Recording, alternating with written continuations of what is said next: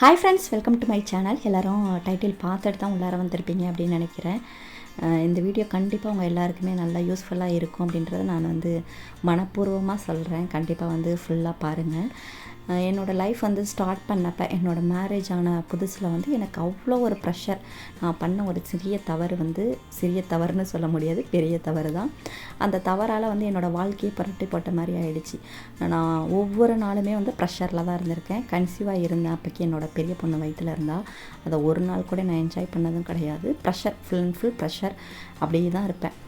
என்ன யோசிக்கிறேனே தெரியாது. நான் பாட்டுக்கு உட்காந்துருப்பேன், அழுகையாக வரும், அழுதுட்டு இருப்பேன். அந்த மாதிரிலாம் இருந்திருக்கேன் அந்த காலகட்டத்தில். அதுக்கப்புறம் கொஞ்சம் நாளாக ஆணுச்சு. நான் அதே மாதிரி தான் இருந்தேன். குழந்த பிறந்து ஒரு 2-3 மாதம் வரைக்குமே அப்படி தான் இருந்தேன். அதுக்கப்புறம் பார்த்தா என்னை பார்த்துட்டு இருந்த அம்மா இறந்து போயிட்டாங்க. இறந்து போனதுக்கப்புறம் என்னோடய குழந்தையும் நான் தான் பார்த்துக்கணும். என்னோடய அப்பா இருந்தாங்க, அவங்களுக்கும் நான் தான் பார்க்கணும். அந்த மாதிரி ஒரு சுச்சுவேஷனுக்கு நான் தள்ளப்பட்டுட்டேன். என்ன பண்ணுறதுனே எனக்கு தெரியாது. கண்ணை கட்டி காட்டில் விட்டால் எப்படி இருக்கும், அந்த மாதிரி தான் இருந்துச்சு. எல்லாமே பிளாங்காக இருக்குது. ஒரு நிமிஷம் என்னால் யோசிக்க கூட முடியல. இதுலேருந்து எப்படி வெளில வர்றது அப்படின்றது எனக்கு தெரியாமல் இருந்துச்சு. அப்போ தான் கொஞ்சம் கொஞ்சமான என்னோடய குழந்தைய பார்த்துக்கிறது, அப்பாவை பார்த்துக்கிறது, இந்த மாதிரி மல்டி டாஸ்கிங் பண்ணும்போது தான் என்னை அறியாமையே நான் அந்த அழுகிறது குறைஞ்சிச்சு, மற்றதை யோசிக்கிறது குறைஞ்சிச்சு. நான் ஏதாவது யோசிச்சுட்டே இருப்பேன். நம்மளை எப்படி சொல்லிட்டாங்க, அப்படி சொல்லிட்டாங்க, இந்த மாதிரியே யோசிச்சுட்டே இருப்பேன். அதை எல்லாமே என்னை விட்டு அப்படியே கொஞ்சம் கொஞ்சமாக போணுச்சு.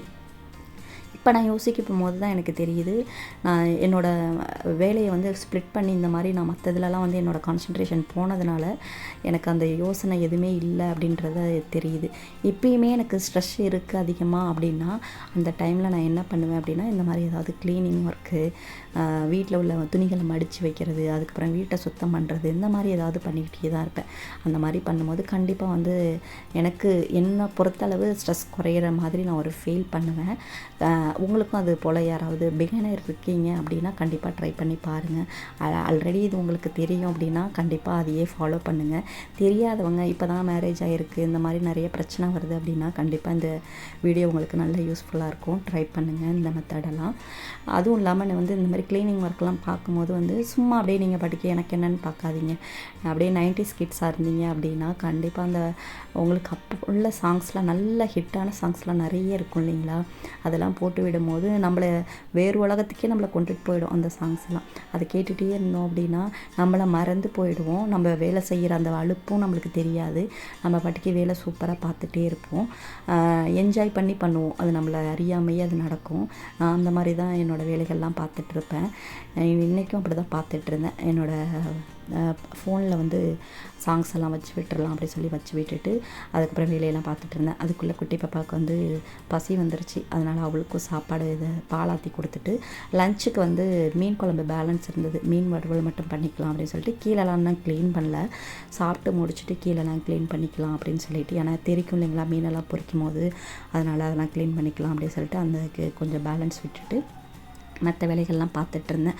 அதுக்கப்புறம் நான் துணியை வாஷ் பண்ண போட்டிருந்தேன், அதையும் காய போட்டுடலாம் அப்படின்னு சொல்லிட்டு 1 by 1 எல்லாத்தையும் பார்த்தாச்சு. சனுஸ்கா வந்தோன்னே அவளுக்கு சாப்பாடும் வச்சு கொடுத்துட்டு நானும் சாப்பிட்டு முடிச்சுட்டு அதுக்கப்புறம் திரும்பி கண்டினியூ பண்ணணும் இந்த ஒர்க்கை. இன்னைய இப்படி தான் நான் ஸ்டார்ட் பண்ணி போயிட்டுருக்கு. உங்களோட லைஃப்பில் நீங்கள் இது போல் ஏதாவது ஃபேஸ் பண்ணியிருக்கீங்க அப்படின்னா, அந்த பிரச்சனையிலேருந்து வெளியில் வரணும் அப்படின்னா, அந்த பிரச்சனையை நினச்சிக்கிட்டு இருந்தீங்கன்னா கண்டிப்பாக வெளியில் வர முடியாது. அதுலேருந்து வெளியில் வரணும் அப்படின்னா கண்டிப்பாக இந்த மாதிரி மல்டி டாஸ்கிங் பண்ணும்போது உங்களை அறியாமையே நீங்கள் அதுலேருந்து வெளியில் வந்துடுவீங்க. உங்களால் மனதளவிலையும் அதுலேருந்து ரெக்கவர் ஆக முடியும். அது மட்டும் இல்லாமல் நம்ம உடம்பளவுலேயும் அதுலேருந்து சிக்காகாமல் இருக்கலாம். அது என்னால் முழுமையாக சொல்ல முடியும். ஏன்னா இதுக்கு முன்னாடி நான் நிறைய பிரச்சனையில் இருந்தபோது எனக்கு நிஜமாகவே தெரியாது, என்ன பண்ணணும் அப்படின்னு தெரியாது. ப்ரெஷர் உச்சத்துக்கு போகும் கன்சீவாக இருக்கும்போது. அப்போ ப்ரெஷர் உச்சத்துக்கு போனால் எப்படி இருக்கும்னு பாருங்கள். ஆனால் காட் கிரேஸ் தான். என்னோடய குழந்தைக்கு எதுவுமே ஒரு எஃபெக்ட்டுமே இல்லாமல் நல்ல பேபியாக கடவுள் எனக்கு கொடுத்துருந்தாரு. அது நான் கடவுளுக்கு தான் நன்றி சொல்லணும். ஓரளவுக்கு அதுலேருந்து என்னை ரெக்கவர் பண்ணி கொண்டு வந்தது என் குழந்தைன்னு தான் நான் சொல்ல முடியும். ஏன்னா அவள் பிறந்ததுக்கப்புறம் தான் என்னோடய ஆக்டிவிட்டீஸ் எல்லாமே ஃபுல்லாக சேஞ்ச் ஆகி அதுலேருந்து நல்ல ரெக்கவர் ஆகி நானும் வந்துட்டேன். நீங்களும் யாராவது இந்த மாதிரி இருக்கீங்க, பழசியை பற்றி நினச்சிட்டு இருக்கிறதுனால ஒன்றும் நடக்க போகிறது கிடையாது. அது மேலே மேலே நீங்கள் போட்டு அழுத்திட்டு இருக்கும் போது தான் அது இன்னும் உங்களுக்கு ப்ரெஷரை ஏற்படுத்தும். அது நடந்து முடிஞ்சு போயிடுச்சு. அதுலேருந்து வந்து நம்ம நெகட்டிவும் எடுத்துக்க முடியாது, பாசிட்டிவும் எடுத்துக்க முடியாது. அதை அப்படியே தூரம் போட்டுட்டு நம்ம இப்போதைக்கு உள்ள சுச்சுவேஷனுக்கு என்ன நடக்கும், என்ன அதுலேருந்து கற்றுக்கலாம் அப்படின்றத மட்டும் யோசிங்க. உங்களுக்கு பிடிச்ச விஷயத்த விருப்பப்பட்டு நல்லா ஆசையாக செய்யுங்க. எல்லாமே வந்து லைக் பண்ணி செய்யும் போது உங்களை அறியாமையே வந்து நீங்கள் நிறைய ஸ்ட்ரெஸ்லேருந்து ரிலீஃப் ஆவீங்க. இது வந்து உண்மையாக என்னால் சொல்ல முடியும். எனக்கு வந்து இந்த க்ளீனிங் விஷயம்லாம் ரொம்ப பிடிக்கும்.